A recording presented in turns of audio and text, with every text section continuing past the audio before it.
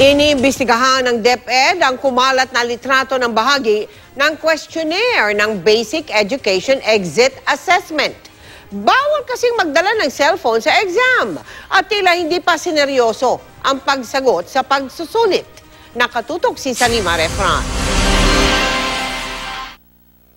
May mga gumuhit ng puso sa answer sheet. May nag-post din ng bahagi ng test questionnaire at ang kanilang mga di seryosong sagot. May nag-drawing pa ng kabastusan. Ang mga yan, sagot daw ng ilang estudyante sa Basic Education Exit Assessment o BEEA. In-upload at kumalat ang mga ito sa social media. Ang BEEA ay isang taunang assessment test para sa mga grade 12 students sa public at private schools. Sinusukat nito ang sistema ng pagtuturo at edukasyon sa ating bansa. Pero wala itong epekto sa grado ng estudyante.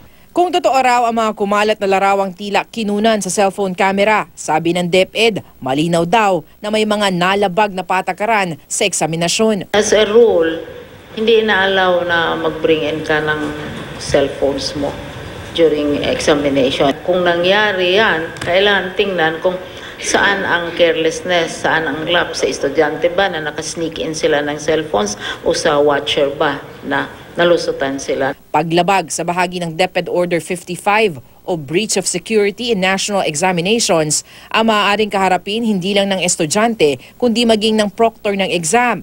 Reprimand ang kakaharapin ng estudyante pero suspension sa trabaho at pagkabawas naman sa sweldo ang parusa sa test examiner o proctor. Huwag nyo itong gawing biro dahil although hindi ito makaka-apekto sa grade ninyo, napaka-importante sa DepEd na makuha ang tamang resulta ng mga assessment na ito. 1.4 milyon na mga estudyante ang kumuha ng BEEA noong isang linggo.